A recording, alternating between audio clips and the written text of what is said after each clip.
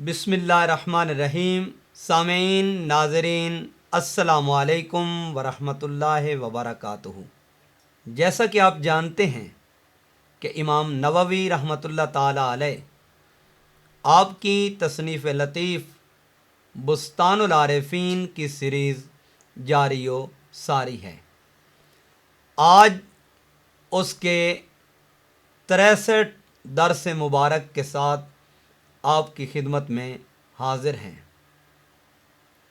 और आज का दर्स का एक ख़ास ताल्लुक़ हुस्न इत्तेफ़ाक़ की वजह से आका अलैहिस्सलातु वस्सलाम की हयात तैयबा में जो सालों की तादाद है और बरसों की तादाद है वो भी 63 है। उस निस्बत से आज हमने सादिकीन, सिद्क और सिद्दीक़ से मुताल्लिक़ चंद एक चीज़ें जानने की कोशिश करेंगे। इमाम नववी रहमतुल्लाह ताला अलैह आपने सूरत तौबा की आयत नंबर 119 में जहाँ इरशाद बारी ताला है, या अय्युहल्लज़ीना आमनुत्तकुल्लाह वकूनू मअस्सादिकीन, इसके तहत चंद अक़वाल को ज़िक्र किया और जिसमें एक कौल इमाम कुशैरी अलैहिर्रहमा आपका ज़िक्र किया। फरमाया व अक़ल्लुस्सिद्क़ि इस्तिवाउस्सिर्र वल एलानिया, सिद्क़ का कम अज़ कम मेयार ये हो कि उसका पोशीदा और एलानिया अमर ये बराबर हो, ये मसावी हो। यानी जैसे वो खुफिया अमल इख्तियार करता है वैसे ही एलानिया अमल इख्तियार करे। ये ना हो कि जो खुफिया अमल इख्तियार करता है वो ज़ाहिर के ख़िलाफ़ हो और जो ज़ाहरी अमल इख्तियार करता है वो उसके बातिन के ख़िलाफ़ हो। इसी पर इमाम गज़ाली रहमतुल्लाह ताला अलैह ने इहया उलूमुद्दीन के अंदर चौथी जिल्द सफ़ा नंबर 463, ये भी हुस्न इत्तेफ़ाक़ है, इसमें भी 63 का फिगर आ रहा है। यहाँ पर अबू याकूब का एक कौल नकल करते हुए आप फरमाते हैं, अस्सिद्क़ु मुवाफ़िक़तुल हक़्क़ि फ़िस्सिर्रि वल एलानिया। फरमाया सिद्क़ क्या है कि हक़ की मुवाफ़क़त को इख्तियार करना तन्हाई में भी और मजमा में भी, तन्हाई में भी और एलानिया तौर पर भी, खुफिया और पोशीदा मकामात पे भी और अवाम के अंदर भी। अगर हक़ की मुवाफ़क़त है, चाहे इनफ़रादी ज़िंदगी हो चाहे इज्तिमाई ज़िंदगी हो, फरमाया यही तो सिद्क़ है। फिर दूसरे मकाम पे और मज़े की बात यह है, इमाम गज़ाली अलैहिर्रहमा आपने जो इस किताब के अंदर उन्वान बांधा है वो है किताबुन नियत वल इखलास वस्सिद्क़, जिसमें नियत का, इखलास का और सिद्क़ का ज़िक्र किया। वहाँ पे आपने सफ़ा नंबर इसी जिल्द में 458 पे हज़रत अब्दुल्ला इब्न अब्बास रदियल्लाहु ताला अन्हु आपका ज़िक्र किया और हज़रत अब्दुल्ला इब्न अब्बास रदियल्लाहु अन्हुमा का कौल नकल करते हुए आप फरमाते हैं, अरबाउम मन कुन्न फ़ीहि फ़क़द रबहा। फरमाया जिसमें 4 वस्फ़ पाए जाएं वही नफ़े को पहुँचता है, भलाई को पहुँचता है और उसी के लिए नफ़ा होता है। और वो 4 चीज़ें क्या हैं? उसमें इब्तिदान इमाम गज़ाली रहमतुल्लाह अलैह ने अगर किसी चीज़ को ज़िक्र किया, फरमाया अस्सिद्क़, वो सिद्क़ है, वल हया, वो हया है, व हुस्नुल खुल्क़, वो अच्छा अखलाक है, और व शुक्र, और वो शुक्र बजा लाना है। अब ये 4 चीज़ें इंसान को नफ़ा पहुंचाती हैं और इंसान के लिए नाफ़े हैं। फरमाया जिसमें ये 4 चीज़ें पाई गईं वो नफ़ा कमाता है, शर्फ याब होता है, فیض یاب ہوتا ہے۔ پھر دوسرے مقام پہ ایک دوسرا قول نقل کرتے ہوئے فرماتے ہیں، فرمایا ان محمد ابن علی الکنانی، آپ کا قول نقل کرتے ہوئے فرماتے ہیں وجدنا دین اللہ تعالی مبنیا علی ثلاثت ارکان، ہم نے اللہ تعالیٰ کے دین کو 3 ارکان پر مبنی پایا، 3 ارکان پر مشتمل پایا، کہ اللہ تبارک و تعالیٰ کا دین وہ بنیاد اور بیس کرتا ہے 3 چیزوں کے اوپر، اور وہ 3 چیزیں کیا ہیں؟ فرمایا علی الحق، حق پر قائم رہنا، حق کا پہرا دینا، اور حق کے اوپر استقامت کو اختیار کرنا، وہ قول میں ہو، وہ عمل میں ہو، وہ کردار میں ہو، وہ رویہ میں ہو، وہ عبادت میں ہو، وہ ریاضت میں ہو، وہ زہد میں ہو، وہ تقوی میں ہو، وہ پارسائی میں ہو۔ فرمایا حق پر استقامت کو اختیار کرنا، والصدق، اور صدق پہ قائم رہنا، والعدل، اور عدل پہ قائم رہنا۔ پھر فرماتے ہیں فالحق کو علی الجوارح، اور حق کا اطلاق جو ہے وہ جوارے کے اوپر ہے، اعضاء کے اوپر ہے، بدن کے اعضاء کے اوپر ہے۔ والعدل علی القلوب، اور عدل کا اطلاق جو ہے وہ قلوب، دلوں کے اوپر ہے۔ والصدق علی العقول، اور صدق کا ایک اطلاق یہ عقل کے اوپر ہے، عقول کے اوپر ہے۔ پھر فرماتے ہیں امام غزالی رحمۃ اللہ تعالی علیہ، فرمایا اعلم ان لفظ الصدق یستعمل فی 6 معان، فرمایا جان لو کہ جو لفظ صدق ہے یہ 6 معانی پر استعمال ہوتا ہے۔ 6 معانی کون سے ہیں؟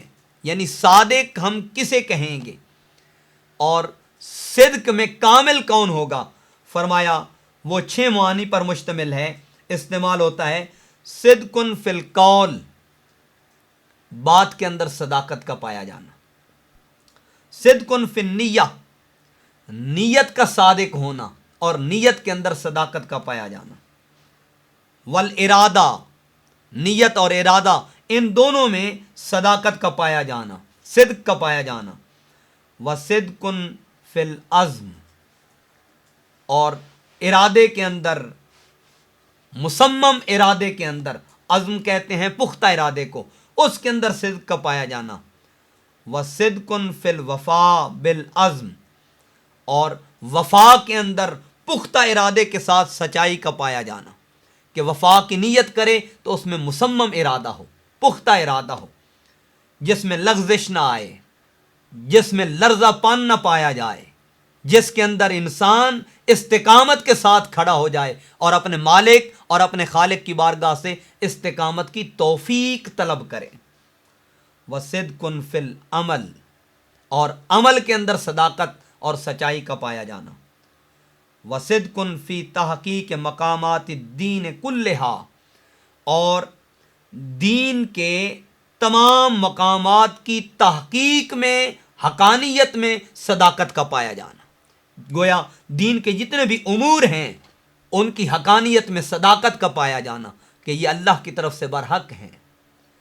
پھر امام غزالی رحمۃ اللہ علیہ فرماتے ہیں فمن اتصف بالصدق فی جمیع ذالک فہو صدیق، فرمایا جو ان تمام امور میں، یعنی ان 6 چیزوں کے اندر، قول کے اندر صدق، نیت اور ارادے کے اندر صدق، پختہ اور مصمم ارادے کے اندر صدق، عزم کے اندر، اور وفا کے اندر صدق، اور عمل کے اندر صدق، اور 6ٹھی چیز دین کے تمام مقامات کے اندر ان کی حقانیت کے اندر صدق، فرمایا جس میں یہ 6 چیزیں پائی گئیں، فرمایا فہو صدیق، پس وہی تو صدیق ہے۔ یہاں ایک لطیف بات عرض کر دوں، ایک ہے صادق، ایک ہے صدیق، اور ایک ہے صدیق۔ صادق مطلق سچے کو کہتے ہیں، صدیق دوست کو کہتے ہیں اور صدیق تصدیق کرنے والے کو کہتے ہیں۔ صدیق تصدیق تحقیق کیتا جڑا من رآنی ایان جانے۔ حضرت سیدنا صدیق اکبر کو صدیق کا لقب کب ملا؟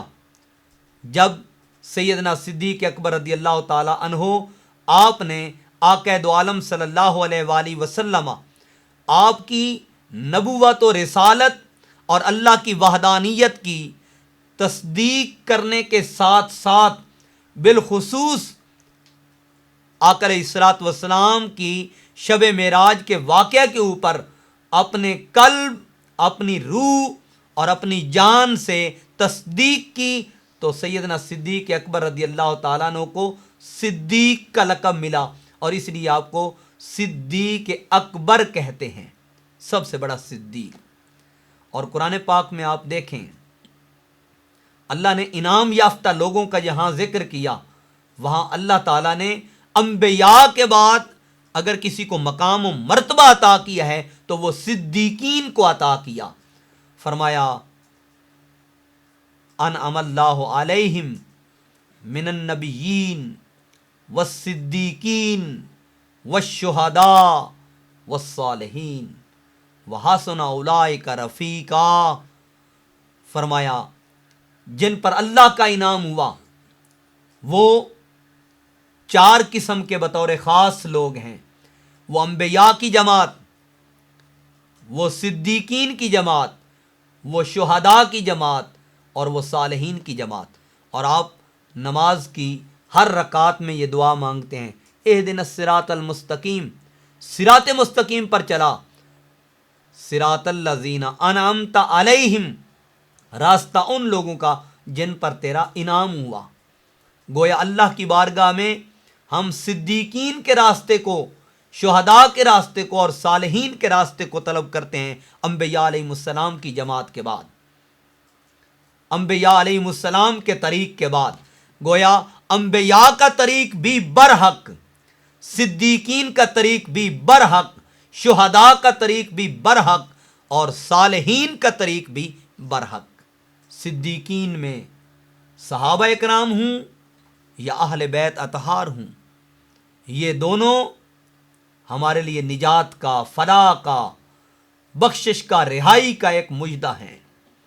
اس لیے امام غزالی رحمۃ اللہ تعالی علیہ آپ نے فرمایا فمن اتصف بالصدق فی جمیع ذالک فہو صدیق، جو ان 6 چیزوں کے اندر، تمام احوال کے اندر متصف ہو جاتا ہے، فرمایا وہی تو صدیق ہے۔ لأنہ مبالغۃ فی الصدق، کیونکہ یہ صدق کے اندر مبالغہ ہے۔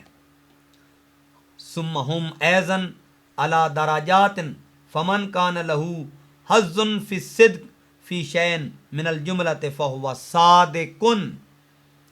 اور یہاں صدیق کے بعد صادق کا ذکر کیا۔ فرمایا صادق کون ہے؟ فرمایا جو ان درجات میں سے، تمام درجات میں جو صدق کے 6 مقامات اور درجات بیان کیے گئے ہیں، ان تمام اوصاف میں سے ہر ایک وصف سے اپنے لیے حصہ لے لیتا ہے، اپنے لیے وہاں سے خیرات لیتا ہے۔ فرمایا جس میں ان 6 صفات میں سے تھوڑا تھوڑا ہر صفت سے حصہ پایا جائے فہو صادق۔ فرمایا پس وہی تو صادق ہے۔ صادق ہونا، صدیق ہونا اور صدیق ہونا، یہ تینوں وصف پائے جائیں تو درجہ کمال کو بندہ پہنچ جاتا ہے۔ اور کیا کمال کی بات ہے جسے اللہ تبارک و تعالی اس شرف سے، اس وقار سے اور اس قدر و منزلت سے نواز دے۔ یہاں 2 قول بطور خاص امام غزالی رحمۃ اللہ علیہ نے جہاں پر کتاب الصدق والاخلاص کی انتہا کی، اختتام کیا، آخری روایات عرض کرنا چاہتا ہوں۔ آپ فرماتے ہیں قال ابو بکر الوراق، ابو بکر الوراق کا قول ہے الصدق ثلاثۃ، کہ صدق یہ 3 چیزوں پر مشتمل ہے۔ اور وہ کون کون سی؟ فرمایا صدق التوحید، توحید کے اندر صدق، و صدق الطاعہ، فرما برداری کے اندر صدق، و صدق المعرفہ، اور معرفت کے اندر صدق، معرفت الہی کے اندر صدق۔ فرمایا فصدق التوحید لعامت المؤمنین، توحید کے اندر صدق کیا ہے اور یہ کن لوگوں کے لیے ہے؟ فرمایا یہ عام مومنین کے لیے ہے۔ اور پھر استدلال کرتے ہوئے قرآنی آیت کا ذکر کیا، فرمایا قال اللہ تعالی والذین آمنوا باللہ ورسلہ اولئک هم الصدیقون، فرمایا وہ لوگ جو اللہ اور اس کے رسولوں پر ایمان لائے وہی تو صدیق ہیں۔ اور صدق کا دوسرا طبقہ کون سا ہے؟ فرمایا وصدق الطاعہ لأہل العلم والورع، فرمایا دوسرا صدق طاعت کے اندر ہے، یہ اہل علم کے لیے ہے اور اہل ورع کے لیے ہے۔ ورع بھی ایک مقام اور ایک درجہ ہے، جب سالک اس کے راستے میں چلتا ہے تو جہاں اس کے دل میں خشیت الہی پائی جاتی ہے، جہاں وہ طاعت و فرما برداری کو اپنا اوڑھنا اور بچھونا بنا لیتا ہے، وہاں ورع یہ بھی اس کی ایک صفت اور اس کا ایک وصف ہے، وہ اپنے آپ کو اللہ کے لیے خالص کر لیتا ہے۔ اور تیسرا مقام فرمایا تیسرا طبقہ ہے صدق المعرفہ، معرفت کے اندر صدق، اور یہ کن لوگوں کے لیے؟ فرمایا لأہل الولایت الذین هم اوتاد الارض، فرمایا یہ اہل ولایت اولیاء اللہ کے لیے ہے، جن کے لیے خدا نے نوید دی کہ الا ان اولیاء اللہ لا خوف علیہم ولا هم یحزنون، فرمایا بے شک اولیاء اللہ کو نہ کوئی خوف ہے اور نہ ہی کوئی غم ہے۔ فرمایا ہم اوتاد الارض، یہی تو زمانے کے اوتاد ہیں۔ لیکن یہ بات یاد رہے کہ ایک مقام اللہ کی بارگاہ میں نسبت و تعلق کا ایسا بھی آتا ہے جہاں پر اوتاد کا مقام، ابدال کا مقام، غوث کا مقام، کتب کا مقام، اس سے کہیں آدمی آگے نکل جاتا ہے۔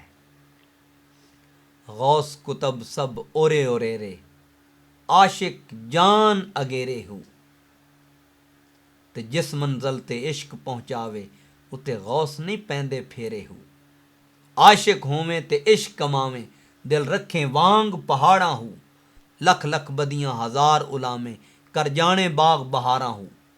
اور یہ عشق کا کون سا مقام ہے جہاں پر حضرت سلطان باہو صاحب رحمۃ اللہ علیہ فرماتے ہیں غوث کتب سب اورے اورے رے، یہ عشق کا مقام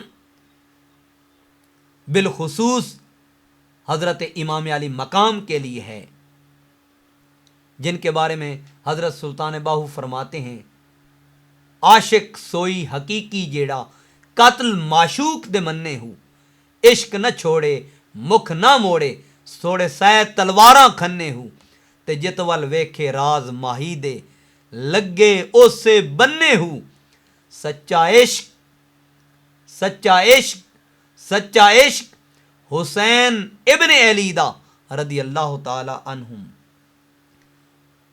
حضرت باہو سر دیوے راز نہ بننے ہو۔ یہ وہ عشق کا مقام ہے جہاں باقی مراتب نیچے رہ جاتے ہیں۔ اور فرمایا یہاں پہ فرمایا لأہل الولایت الذین هم اوتاد الارض، یہ معرفت میں صدق جو ہے یہ اہل ولایت کے لیے ہے، جنہیں زمین کے اوپر بعض لوگ اوتاد کا لقب بھی دیتے ہیں۔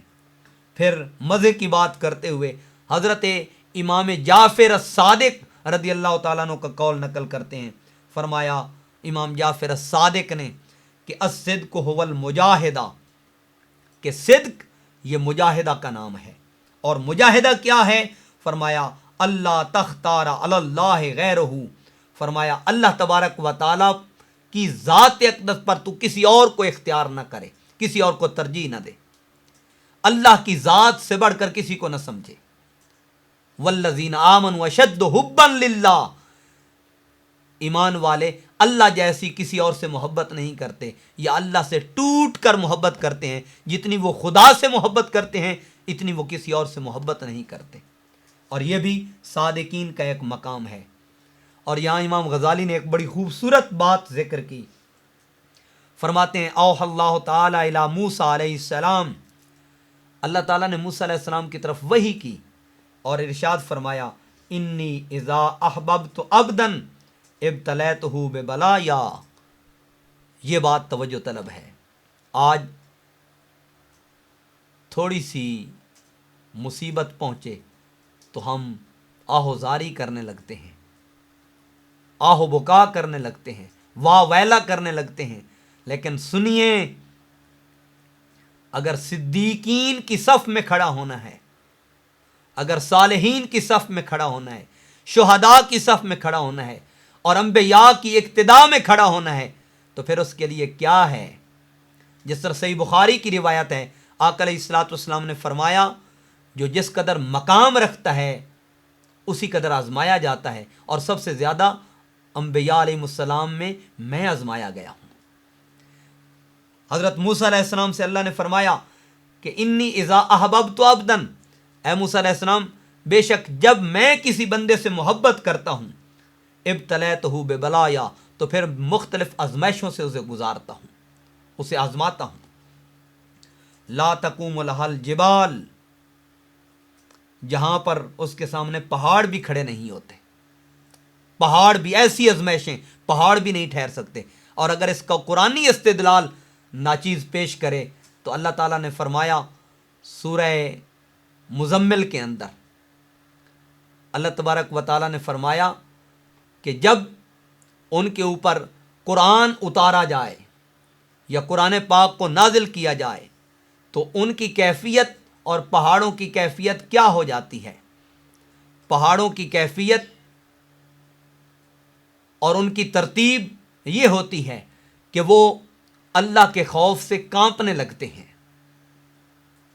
اور آپ اگر اس میں غور و فکر کریں، تدبر اور تفکر کریں تو سورہ حشر کی آخری آیات بینات کے اندر اس کی بالخصوص وضاحت اور صراحت کر دی گئی کہ لو ھذا القرآن علی جبل لرأیتہ خاشعا متصدعا من خشیۃ اللہ وتلک الامثال نضربها للناس لعلهم یتفکرون.